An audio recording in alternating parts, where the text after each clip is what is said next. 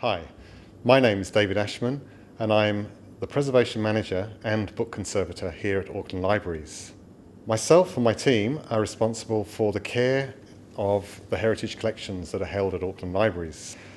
Libraries and archives are responsible for looking after heritage collections so they can be passed on for the benefit and pleasure of future generations. These collections can include manuscripts, photographs, maps, ephemera and books, many of which are rare, unique and irreplaceable. Unfortunately, due to the organic and mechanical nature of our library materials, they are highly susceptible to damage and degradation. However, with a little care and some simple techniques, we can slow down the rate of deterioration so that these valuable resources will last for hundreds of years to come. Books and archives are composite items made up of a range of materials that may include leather, paper, cloth, wood, gelatin and metal. They are all materials that will break down naturally in time. The environment they are stored in and the way they are used can accelerate this. In this presentation, I will cover some of the problems that can be encountered and the kinds of things that might be done to overcome them. Conservation falls into two broad areas: preventive and interventionist conservation. Preventive includes things like environmental controls, temperature, humidity, light, education of users, including care and handling, storage, such as boxing and shelving, pest management and disaster preparedness plans, and protective enclosures. Interventionist conservation is the reason many conservators are attracted to the profession. It includes the treatment and stabilisation of damaged books, paper and archives. Let's begin by looking at some of the causes of deterioration and the preventive measures that can contribute to the longevity of our heritage collections. Any kind of light will affect books and archives, though ultraviolet light from the sun and fluorescent lighting are the most severe. Light will cause the fading and weakening of cloth and leather, and discoloration, yellowing and embrittlement of paper. Heritage and archival collections are best stored out of the light. This can be achieved in storage areas by turning off unneeded lights, closing blinds or curtains, and filtering windows with special films. Shelving can be positioned so it doesn't face windows with light streaming through. Having materials stored in conservation-grade boxes will also protect from the effects of light.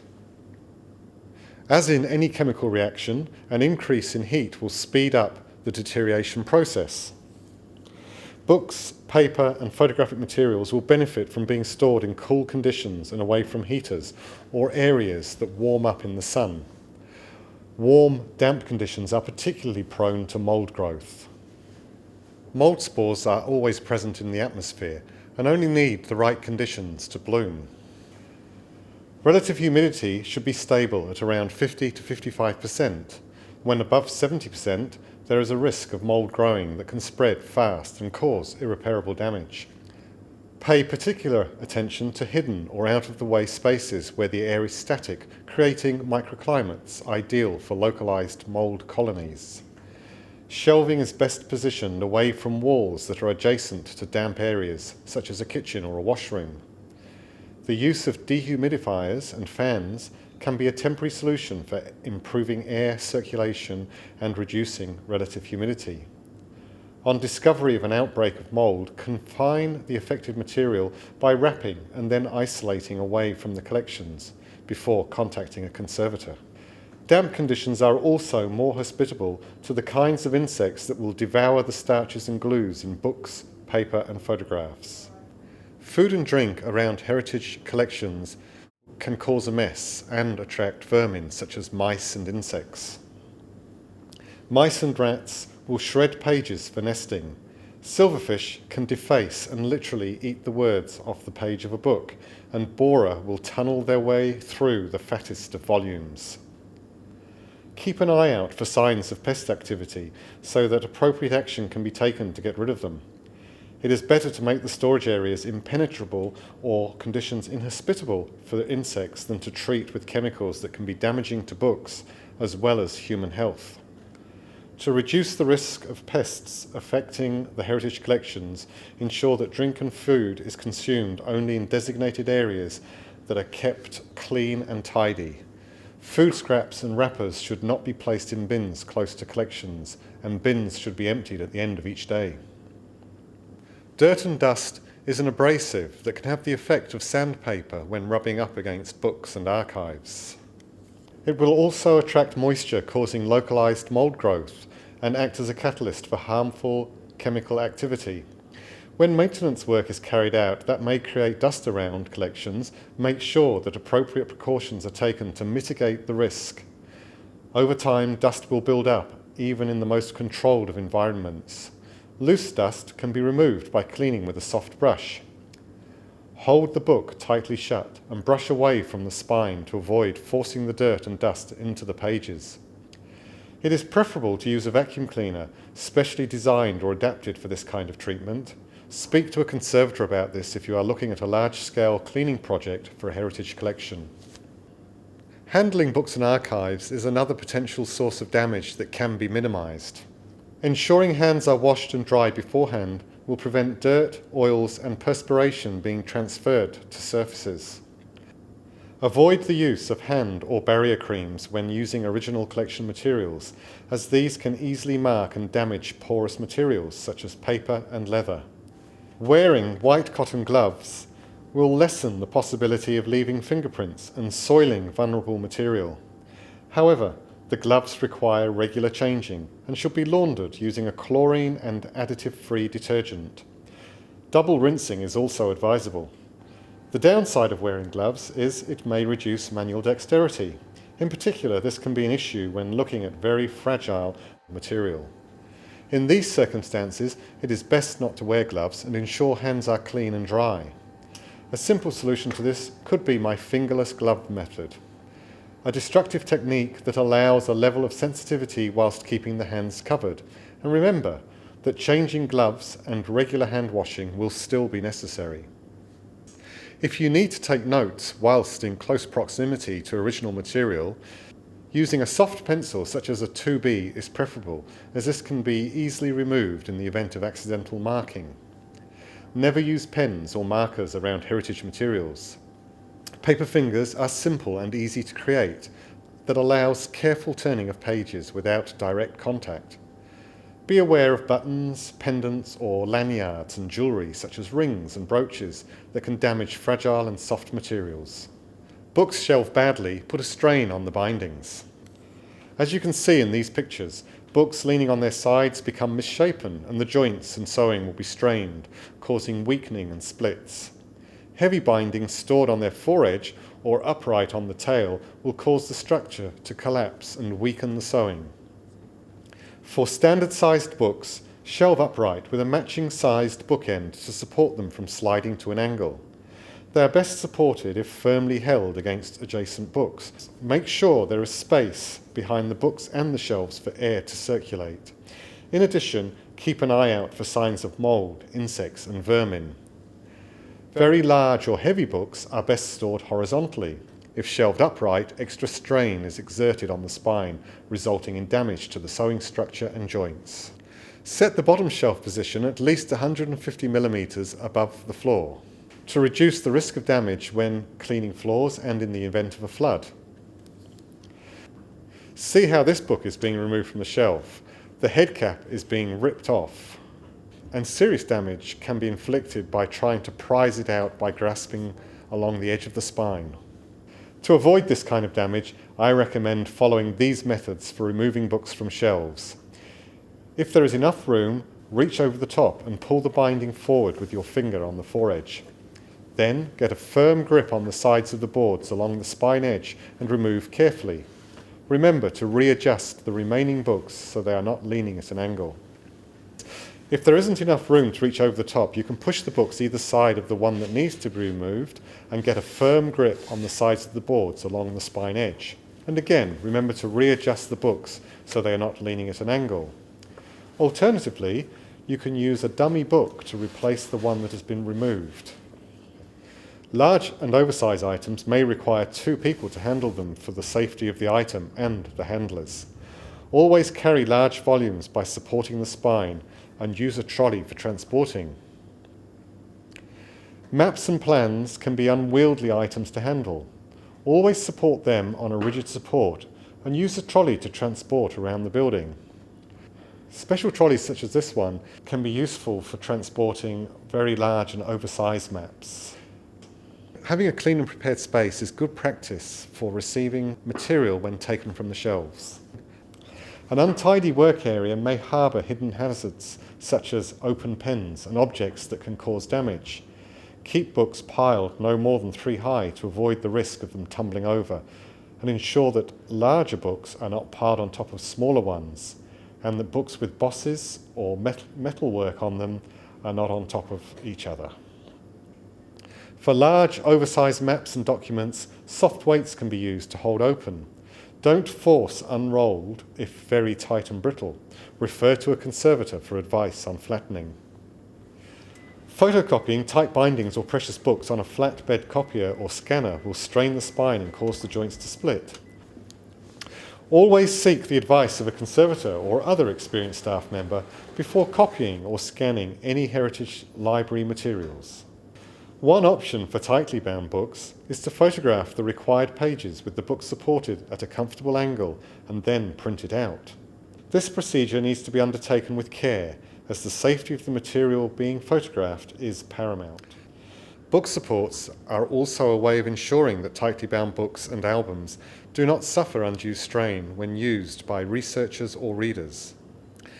It can be adjusted to support the book at the angle of opening most suitable for a particular binding. They are especially useful if used for old, vulnerable books, and it demonstrates another level of care that will encourage others. Always refer uncut pages to a conservator or someone with the right equipment and skills to perform a clean and regular incision. All too often, pages are separated with an inadequate understanding that results in torn and ragged edges.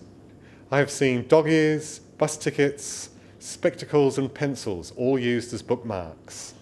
A strip of newspaper left in a book can result in burn marks on the page due to the acidic nature of newsprint. Inserting thick bookmarks into the gutter will create a strain and cause joints to split and the spine to break.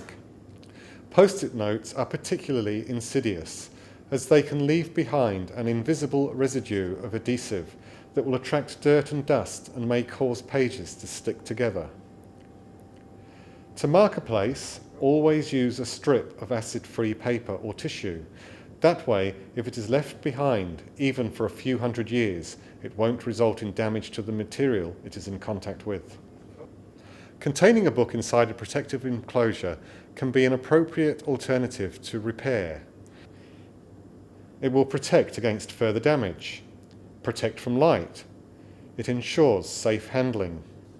It affords some protection from fluctuations in relative humidity and temperature, and it does give some minimal protection against fire and flood.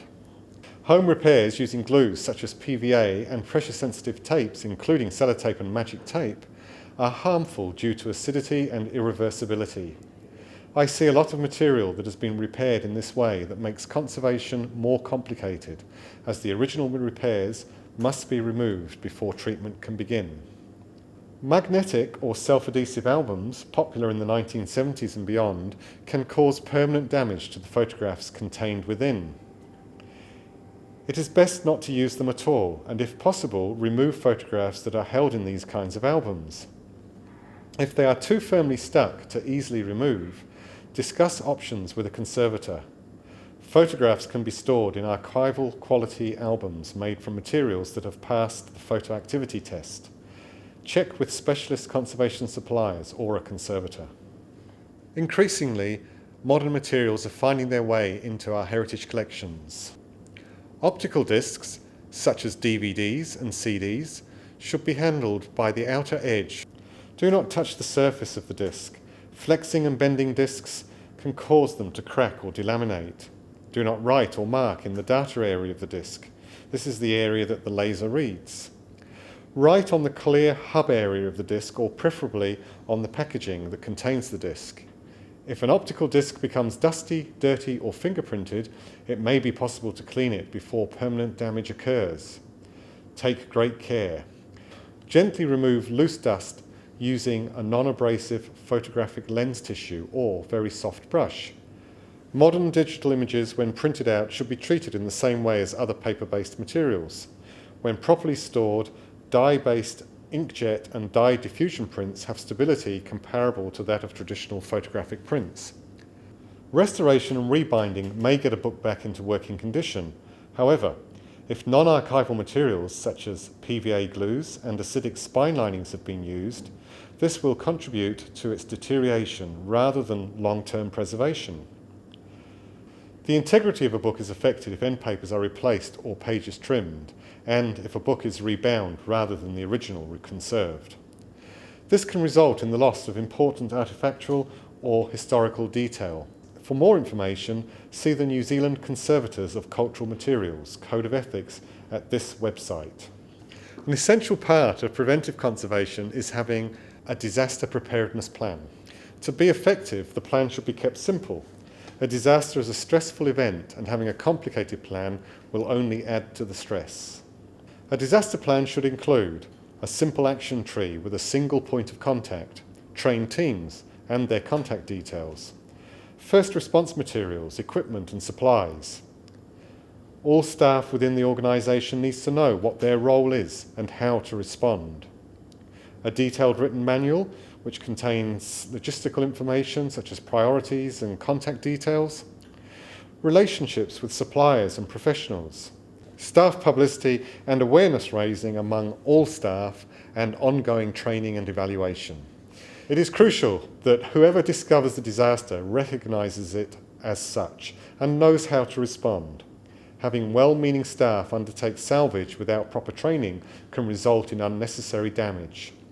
It is important that everyone knows what his or her role is and who to contact. Whoever discovers the disaster first can take immediate action to prevent further damage. For instance, covering shelving with plastic sheets, turning off water at the mains, or extinguishing a small fire. It is important that lines of responsibility be clearly drawn well in advance. Those normally in charge may be required to accept directions from disaster readiness team leaders or the disaster readiness coordinator. A disaster preparedness plan can be seen as an insurance policy against unnecessary loss. The associated costs are like paying premiums, not popular when things are humming along nicely. However, in the unhappy event of a disaster, the planning will pay dividends, well in excess of any payments made. If we were to lock our collections away in a climate-controlled vault, never to see the light of day, just think how much longer they would last. However, books and archives are meaningless objects unless they are browsed, read and handled. Therefore, by treating them gently ourselves and being seen to handle them with care by our valued readers and researchers, we can encourage a culture of good care and handling that will contribute to our rich and diverse collection of documentary heritage being available for future generations. Thank you very much for taking the time for listening to this presentation today and for participating in the preservation of our heritage collections.